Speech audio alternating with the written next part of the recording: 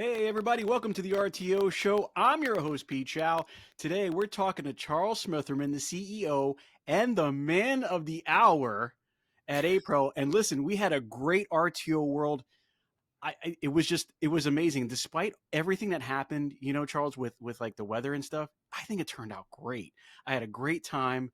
And we're doing it again, right? This is Hello Orlando. We've done Hello Indy, right? Well, we're doing something a little bit different. And so as we go along and we talk to everybody about everything that's happened, I wanted to always bring your perspective in it because it's been such a great culture change from what's happened to what's happening. How's everything going, Charles? How are you doing? Good, yeah. Finally decompressing a little bit after a, a very busy July, getting up, getting ready for the event, and then a very busy week in Orlando, and then a trip back to Orlando last week for the Buddies Conference. So, Let me ask you a question. One of the things I wanted to know, because a lot of people don't understand this, is there is a process that goes into setting this up. I mean, you start almost like a couple years out, and then the year into it, you really get narrowed in. So there's a lot that goes behind this, behind the scenes to get the RTO World 2024, 2025, or what's coming up going, right? yeah, and I mean it's a very in depth process. I mean we are so we're booked. We have 25 and 26 booked, but we're already and we're beginning the process now to look for a location for 27. So really, being 3 years out is kind of the norm right now in this kind of event space industry, and making sure we get um, a good venue and a good something that works for us. We've got kind of a criteria. There are a number of kind of things that essential boxes that we need to check and that we want to check, and so it's just trying to find the right place and the right location and something new. We're Yeah. not going back to the same place every year, but it's something we really just deliver on an exciting venue and memorable venue. So, which I think So Orlando did. So, wait. So whose idea was Orlando? So then back, you got to back up a couple years. Whose idea was Orlando? Was it your idea, or was so that already in the no, that works? I inherited Orlando, fortunately, because it was a great choice for us. I think the venue worked out exceptionally well. I think so. That was one, kind of coming out post pandemic. There was a bit of a kind of a reshuffle. There was high demand. There was a lot of pent up demand from not people not having conferences for a couple of years, and so it was hard to find a venue. And then, fortunately, we got had some assistance in this location in Orlando to get it lined up. So that was right before I got here, and so next year will kind of be the first one that You lucked out. I'll have You to lucked take. out. Well, listen. So something that I've always wanted to know is that April. This is one of the biggest situations that happen in the entire one of the biggest conventions where everybody gets together and all kinds, every manner of RTO person and owner and person likes to come in, vendors and all. How is TRIB directly associated with this? Because I know that everything that happens is either associated in some way with APRO or some way with TRIB, and then this is a combination effort, right? So how does that work? How does that happen? Yeah, so we a few years ago, whenever RTO World started, that was a collaboration and partnership with APRO and TRIB Group. TRIB brings a lot of expertise in terms of putting on a great expo. Dennis and his team, they really do a great job with that. And so I think there were a number of factors in play with really trying to uh, really have kind of two main RTO events. I mean, we've got other ones related with Nationwide has their two events each year. Brand Source has theirs. TRIB has their show in the spring, and so APRO before had its own show, and then just there was almost too much, and I think that a number of those things kind of led to the RTO World partnership, and so we are.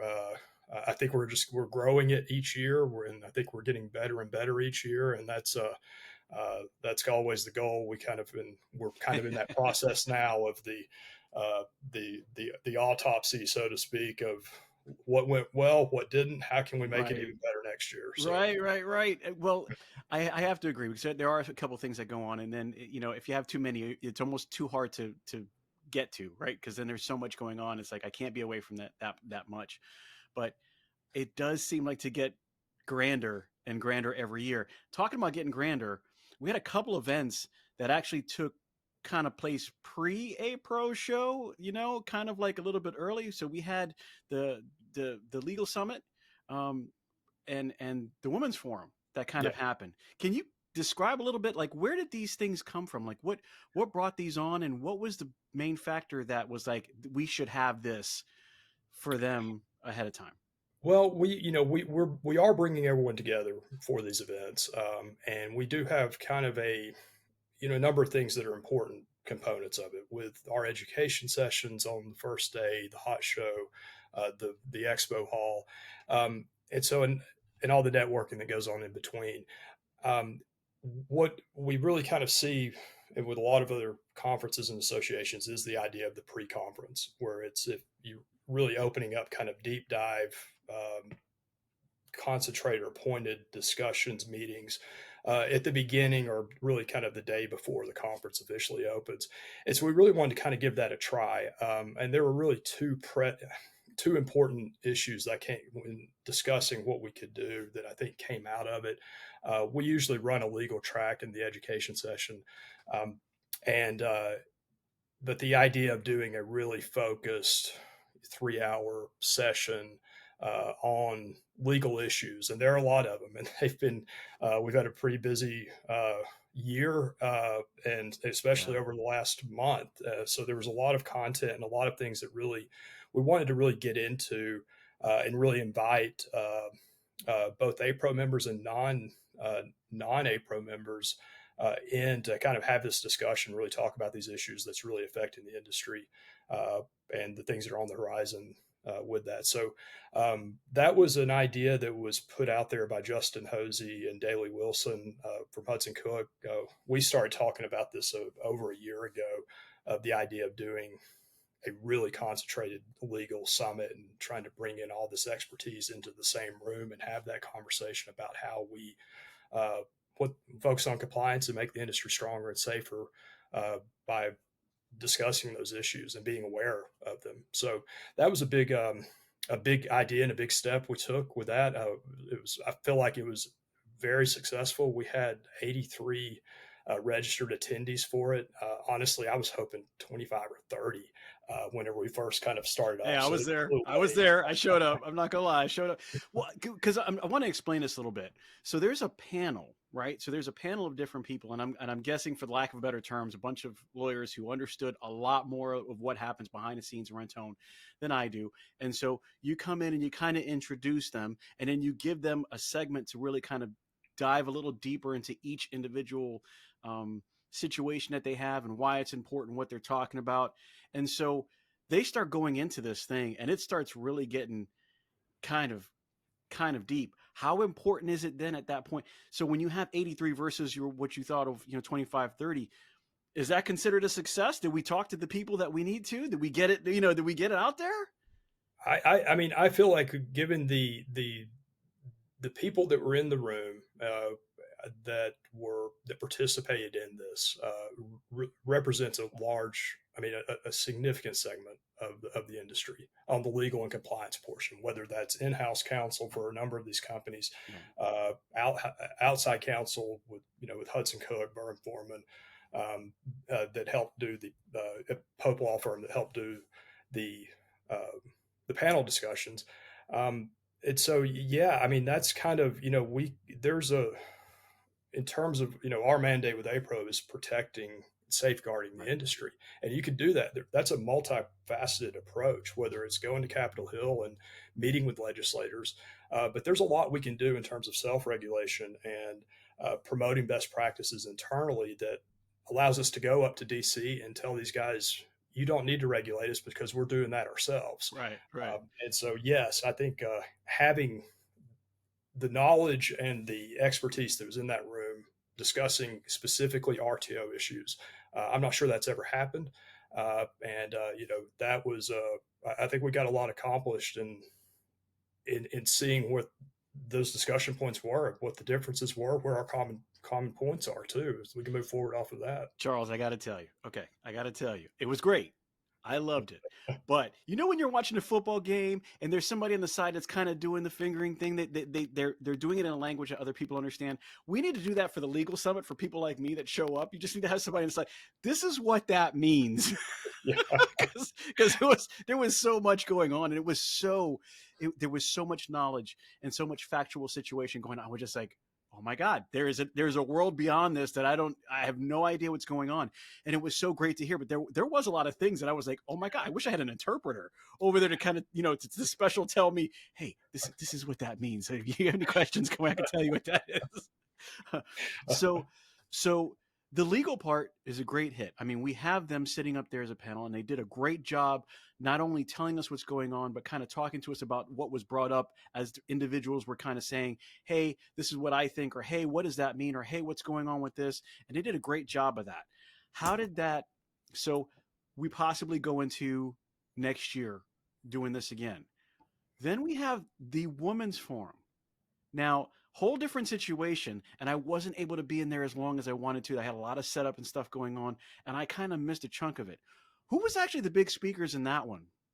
So that was an interesting setup, and I want to just particularly mention Jen Troke, who really uh, who brought this idea uh, forward and really helped a lot and bring it into fruition. And so she did a great job with that. She had a vision for it, and I think it really it lined up with what we were hoping for. So basically, that was there was a panel discussion at the beginning, and that was Lauren Talitska, Kathy Windsor, and Julia Gonzalez led the panel discussion. And then I think that was about an hour. And then everyone broke up into roundtables. And we had a number of different topics really up for discussion. I think we called it like a world cafe. There was really mixing a bit of a social aspect with a really, let's talk about some important issues that are um, facing the industry, facing women in the industry, some of the challenges that uh, they're faced, and really just trying to make some connections and networking. I mean, we've got a great conference. There's a lot. We pack a lot into a few days. And so really kind of giving that opportunity that wasn't just a pure drinks reception or hot show or, running into someone on the trade show floor. It was a good way to bring a group in to talk about some common issues and some common challenges and solutions. Well, So talking about that female representation and how important it is I mean, you've been doing this for a little while now, so you can see it, and when we just need to be honest about it sometimes. Do you see that maybe they're not represented enough? Maybe is this a male dominated industry? I kind of see that myself, and something that I noticed. So when I was at the Buddies, the Buddies Better to Best, and the convention that just happened last week or the week before, and so we were there, and they were giving away awards. And you've got to understand this because this shocked me to death. They're giving away awards, and one of the awards that they were giving away is $1 million stores. And so as the names are going on, I'm noticing that there are a lot more women up there than there are men, right? They're representing a huge chunk. I want to say in my calculations, and my calculations can be very, very off, 65% or so, 60%, 65%, it was dominated by the women. And so it's like one of those things like, are we not leveled out enough? And what can we do about that to get this to happen? And then I start thinking, well, we had a women's forum, and that is the greatest way to bring acknowledgement to that and say, hey, you know what? A little bit of diversity in the sense that we could use to have somebody speaking on their behalf. And listen, Jen, amazing job, great yeah. idea. I love what she does, and she always has the best ideas. Anytime I need like a 2-minute idea that's going to take me from here to here, I just call Jen, and she's like, boop. I'm like, why did I think of that? But she does such a great job. And so as she was putting that together, who else you say spoke? Because you said Lauren was there, and I know that was Cindy Hyduke a part of that as well? Cindy was there. Tricia Fisher really helped, kind of as the co-chair, and we had a committee that really kind of helped develop the ideas and kind of bring that together. And yeah, I think that, when I think RTO has a history of some really great and influential women, in terms of particularly on the APRO board, Well, Trisha's one of officers them. at APRO. That was a great idea right there. I mean, Trisha was a great one. So, Yeah, and so absolutely.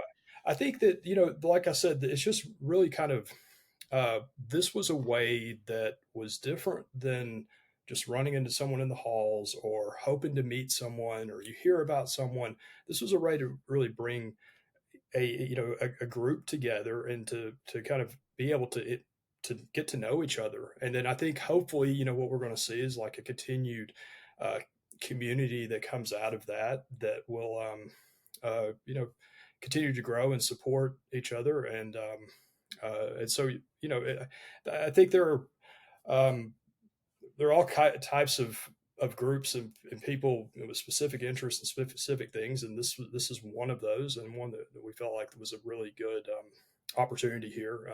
And I agree. there are more, and I think that's something that we want to continue to explore and promote, and try to do similar type things in the future.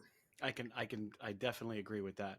So, speaking about new, so we do the legal summit, we have the women's forum, then we got a bunch of new vendors that came in. I got some people that I really didn't know, and I'm kind of used to walking around and seeing the guys I know, and there was a few people that I didn't know.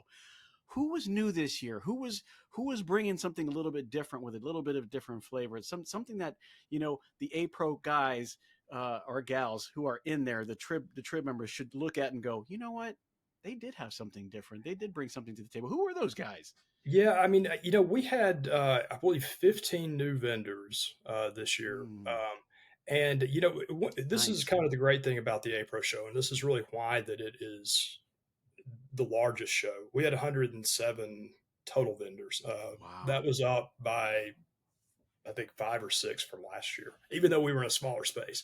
So, there, We the did great thing feel about that. the APRO show, it is open.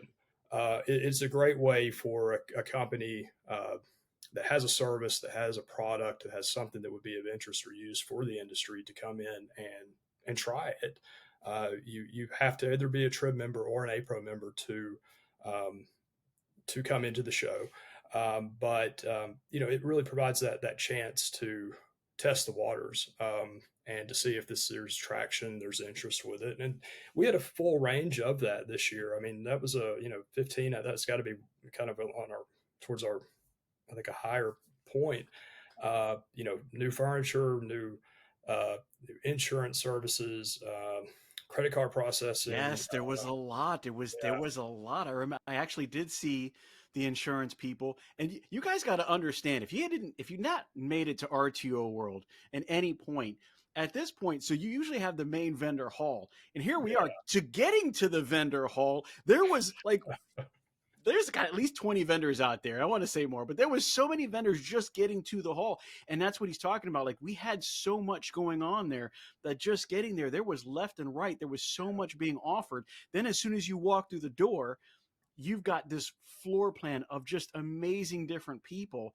And it's just one of those things where you start seeing a lot of new people. Now, you got to let them know because I know that they're new vendors. Hey, not always everything happens in the first year. People got to get to find out who you are, right? And what kind of Yeah. what do you offer? So, I always encourage new vendors, and if that's you, listen, guys, keep coming back. They open up. They want to know what's going on. If you didn't talk to somebody then, you might talk to somebody new the next time you go, and they could possibly be using your services. So it was great to see all the new vendors. I mean, it was an amazing amount. Yeah, and I think just all credit to Dennis Shields. He is a master at putting these floor plans together. And one of the challenges we had with this venue, great hotel, just a great setup for us.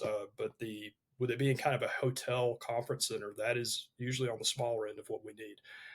And so we were in a more condensed space, um, but I never felt it. I don't know. Right. The exhibit hall looked amazing, and uh, with just everything with the the the the drapes, the carpet, the everything just looked great. But then part of a necessity of that was we didn't have as much room in the vendor hall, so we overflowed into that foyer space.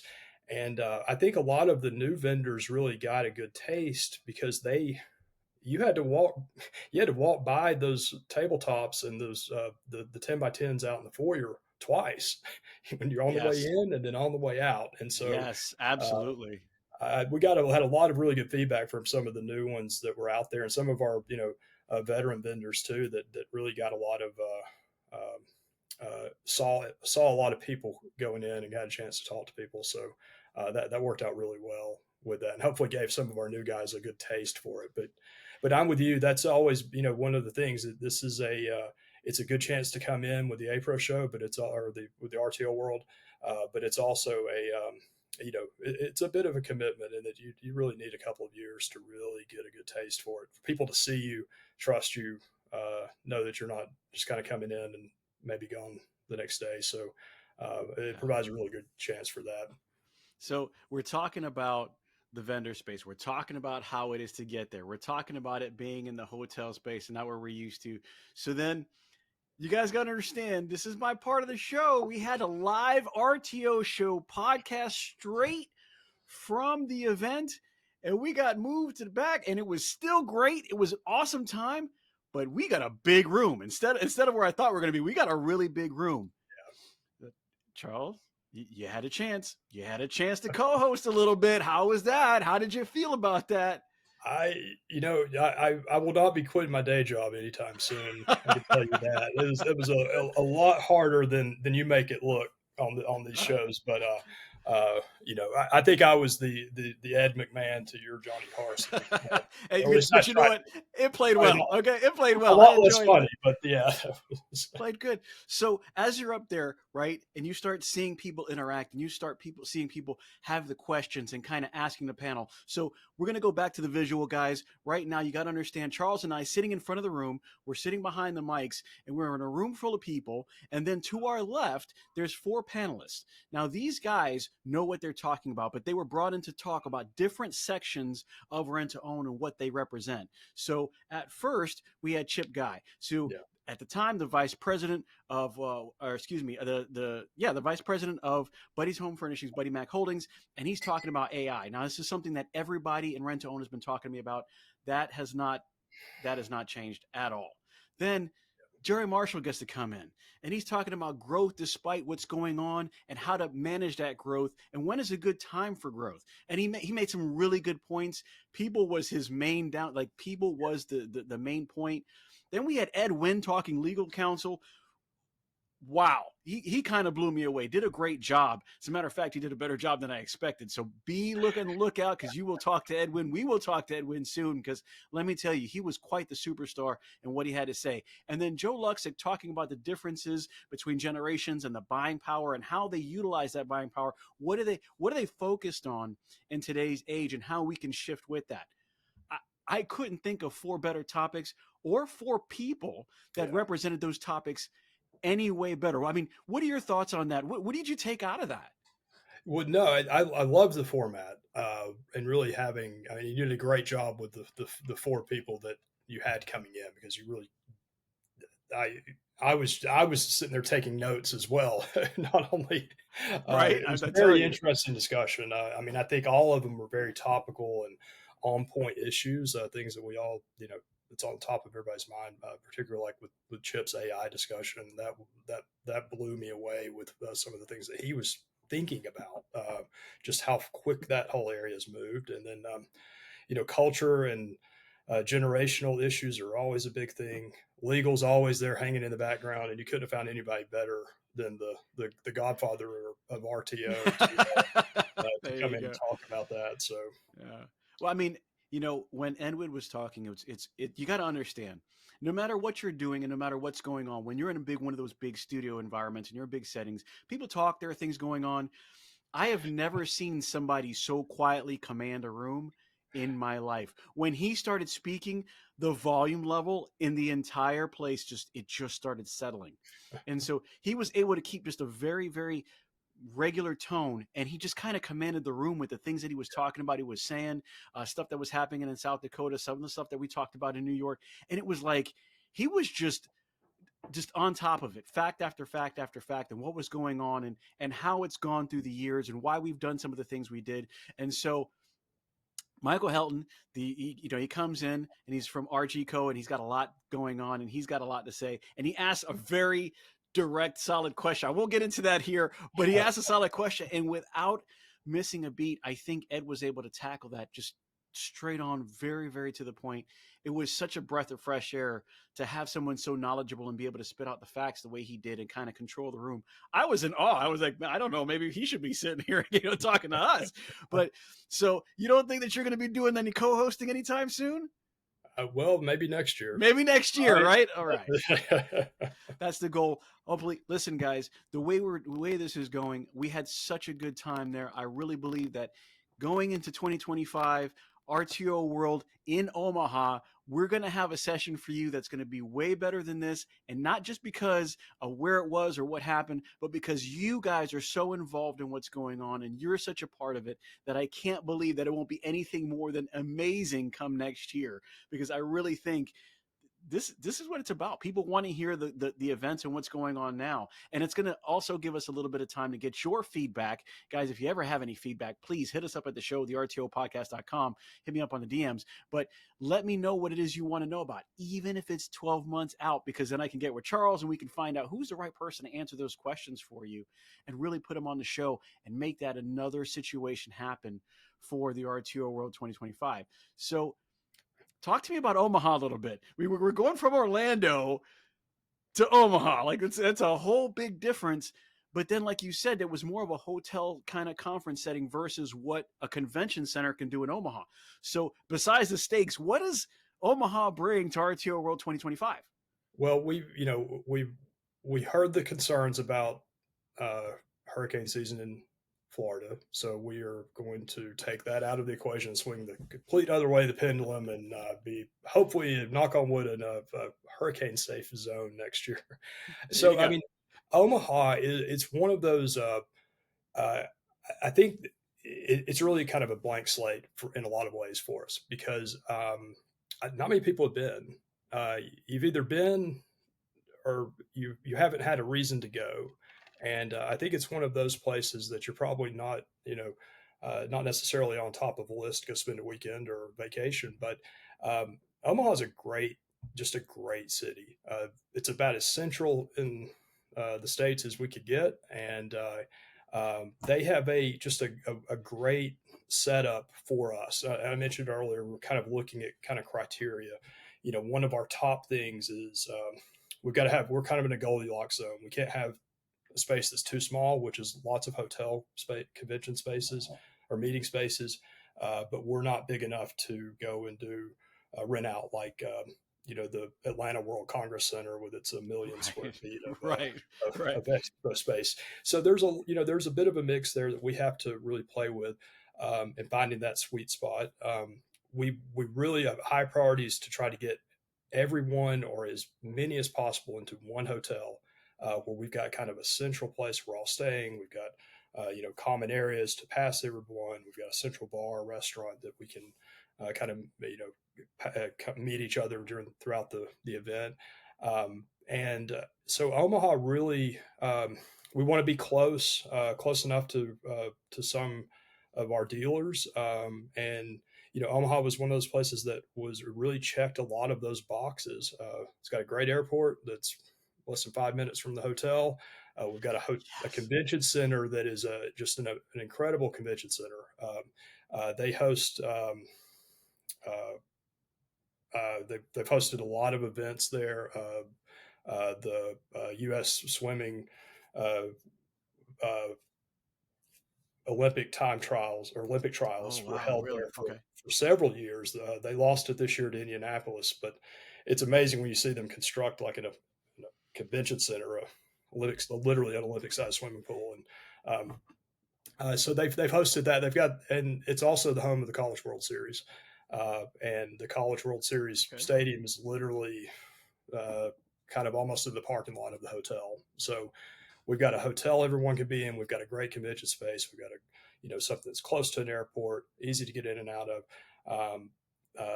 College World Series, they're used to hosting big events, and it's got a great downtown, local restaurants, local bars.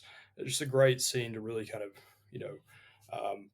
enjoy being somewhere, not only just on going on a business trip that could be, anywhere. I think it'll be a memorable event in that respect. And I think I'm very confident people are going to come out very, wow, Omaha was that was a great place to go to. Well, I think I talked about it with Chaz Fosdick a while ago, and I'm going to say it to you. If you were to take the map of America and you were to throw a dart as close to the center as you could, that would give you the flyover state of Nebraska. But being that you have a lot of space where you can put a lot of people, have a lot of event space where you can do things that you haven't done before. And I'll tell you right now, I love what's going on with APRO. It seems like every time we turn around, there's something new going on, and it's just one of those things where it it makes it worthwhile for somebody to go somewhere they haven't been, learn things that they haven't learned, see people that they haven't seen, and talk to people that they've wanted to talk to, but they couldn't have. And that's why I love doing the podcast. That's why I love introducing people who are so huge into the business, into the with the people who may not have met them before, not seen. Hey, how does Ed Wynn play such a role in my rent own career as an account manager? Well, the laws that we go by are probably are probably helped written and passed by Ed. And those things like, wow, I didn't know that. And I love passing that knowledge on to people because it really just gets them to understand there is so much of a world out there that they just don't know about. And so the idea of the show was always to bring that to the forefront. So going to Omaha, can't wait. I'm actually looking forward to it. If you guys are looking forward to it too, make sure that you get a hold of me and let me know, because I'd love to have all kinds of show ideas come the next 12 months. Talking about show ideas, we left sunny Florida. We went all the way to Omaha. We got all the good things. What's with the executive challenge and how will it be next year? Come on, spill the beans. If you guys didn't see the executive challenge, it was all over the internet. But Charles and listen, Dennis and you guys play a pretty good Laurel and Hardy, man. I'm gonna tell you right now. I saw you guys on stage. You guys were singing. Let's break into this first. So right now, the executive challenge came towards the last day, but there was fundraising that happened during one of the nights of RTO World. Can you explain that a little bit? And then what was the prize that everybody got to have if we met that goal? So we had the venue for the experience party, and the experience party is kind of always the we have it the last night of the show or the event. Always try to do something kind of with a local flair or something, hopefully that's memorable. So It when was you're memorable, thinking about, Charles. It was yeah, memorable. I'm going to put a picture up just so you know. I'm going to put a picture up of what happened that night. But yes, it was definitely memorable. well, that way, you can remember RTO World 2024 in Orlando. And so that was, it was a great venue for us because it was basically, we were on Universal property and this was on site, easy to get to for the boat or the bus or walking on the path. And it was just a great venue. And so we kind of, we had three bars and a nice common area with a DJ and stilt walkers and food. But I think the idea kind of came to us that hey, we're having, we're going to have 500 plus people at this event. And we've got Right. an open bar. And we've also got a karaoke and not just a karaoke, like a professional backup singer band, lights, everything in a theater type setting. And then, so we kind of, we're always looking for something fun ways to do, particularly when you can throw fundraising in. And with us, with APRO, we have the APRO Charitable Foundation, which supports really two things: one, scholarships for the RTO family, whether that's anyone that's an employee of an RTO company is eligible. Their children of them are eligible. They're seeking any type of higher education, trade school, things of that nature. We also have a disaster relief fund that if anyone in the RTO family is ever involved in some type of an event that involves a major loss, that there's some support to help to get them back on the feet. This is all member funded, all supported. But we really started we had just gone through a round of scholarships. So we do that every summer. We'd hit the 1.1 million mark this year, and $1.1 million in scholarships that the APRO Charitable Foundation has given out. And we're always looking at ways to kind of to do some fundraising to generate some more money so we can give out more scholarships. And open bar and karaoke provided a good opportunity to do that. So the original goal was what, 15,000? That was it. Yeah, yeah. So I went to my team with the idea, and I kind of workshopped it with Dennis and a few other people before, and said, hey, and they were like, yeah, okay, this sounds good. Well, I went to my team, and they came up with the whole idea of. I went in with one idea. They came back and said, we're going to do it this way, and then oh, by the way, if we get to the $15,000 mark, you and Dennis have to end the evening with the with a song. So Guys, you got to understand how it works. So there's levels, right? And as the night's going on, and when it first got on, it was running a little slow, and the fundraiser wasn't on everybody's mind. Because what is everybody doing? They're going to the bar, they're saying hi to everybody, they're meeting people that they haven't seen in a while. And so it started off kind of slow. And so we're like, we've got to figure out how we can get these levels going, because at different levels, we had Dan Fisher singing, we had Jerry Marshall singing, right? So, and depending on what level you got to, depending on who you got to see. Listen, nobody wanted to see Charles and Dennis sing more than me and Joe, right? And Joe wanted to see it too. So we go over there, we get online, and Joe Luxley, listen, he loves the business. He loves everything that's going on. And he's like, hey, Pete, we should do this. So we get in there, and now we're cheerleading this on. We're trying to get stuff going. And then it starts picking up. And so before we know it, we're jumping spots. They're like, okay, this person's supposed to sing because they're already on this person. And so there's so many things going on, and there's so many people. Cleek is up there. All these people are up there. And we get to the end of the night, and then Charles and Dennis, hand in hand, get to sing "Sweet Caroline." And well, let me tell you, so everybody's going on, and I think I lost part of my voice that night. So me and Joe are in the front. We're trying to cheerlead, and we're just getting it on. And it was so great because we went from 15,000 to what, 25,000? Is that right? We ended up topping out at 28,000. Wow! For wow! This, so we almost doubled the goal. That's listen, guys, it's not possible without people like you to help. And it's so important because we don't do this ourselves. Listen, APRO's not for profit. And I tell you right now, the RTO show is definitely not for profit. We do this because we love rent to own. And the reason that we get you guys involved is because we need your help. And it was so amazing to see everybody get together and hit that goal. 15,000, I was like, wow, we hit 20,000.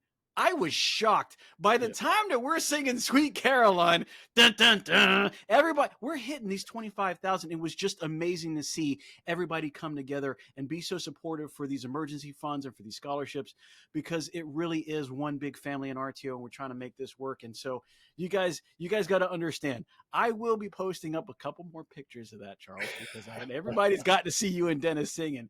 And then, of course, as we get through that and we raise the money for the foundation, then the next day we got the executive challenge. So although we're showing camaraderie that night and we're singing together, then we got to head. So talk to me a little bit about the executive challenge and where that ended up, because it was all over the place, quite literally all over the place. Yeah. So I guess last year was the first year we did it. We're always looking for some ways to try to make the last morning of the expo increase some traffic, make it a little bit more exciting. So it was kind of an idea that we would do some type of a friendly competition, and Jennifer Moore really takes the lead on coming up with those challenges, and does a good job of not telling myself or Dennis what those are going to be. So we kind of find out what they are. That's awesome. At the time of presentation. So you guys got to understand there was a couple of different things going on. So what was the first challenge like? So the first one was kind of a beer pong without the beer. We had to. Listen, we know you've been to college, Charles. I will not tell you how well he did or did not do, but the beer pong challenge was awesome. We were making that happen. Dennis, a pro himself. I don't know where he gets it from, but it was a pretty good challenge. It was fun to see because there was actually no alcohol involved, which we kind of, that might have changed things up a little bit too much, but that was so much fun. So then who won that challenge? I think we may have tied on that one. Okay. I think it was one of those we had to dump some ping pong balls out of tissue paper box. Whoever got them in as quick as possible. It was very close. I think the entire thing was pretty close. So It was close. So they yeah, start off hands tied. They get the balls out. They're shooting it, and then as you're going from event to event, it was like 3 events total, right? Was it 4? uh, 4 or 5, I think. Yeah. So the last event, you got to understand, one of them ends up with Charles with a balloon sticking to his chest as he goes back. He looks like a rendition of Alien with a balloon coming out. It was amazing to see, and it was fun to watch. But in all honesty, it was great to see how you and Dennis were able to come together and do this. And when I say that, you and Dennis, the representatives of APRO and TRIB, to get this done kind of seamlessly. And I've got to say thank you to Dennis and thank you to TRIB and yourself. So as things were going on, one of our sponsors, who was literally sitting in front of the vendor hallway or the vendor hall, right at the end of the hallway, was Gerard Norman Marketing. And so, because we're teamed up with them, we got to set up the booth there, and we literally were able to have several people talking to us about what was going on and what their thoughts of the show and their thoughts of what they did. And we have marketers there, and we had people from other businesses, and we had single store owners, and Chad Fosdick was there, and there was just so much going on. This was an event to be had. And I'm so glad that we get to do these renditions and going back over them and how we did this and how crazy it was, but also kind of be reminded that that camaraderie in the RTO world. And when I say that, I mean, I don't know, kind of pun, like RTO world, because of RTO world and things like TRIB being able to be a part of it and APRO being able to be a part of it, having these new vendors there, having a lot of people who we can say, hey, you know what, they were new to the industry, and this can give them a taste, and they don't have to be full on in, but you get to see, hey, is this something I want to do? Is this something that I want to be a part of? And the camaraderie that happens in those situations when you have old vendors and new vendors, people that are coming up, people that are leaving, and they get to all see this space all together. We get to see the legal summit. We get to hear about why we're there, what we get to learn.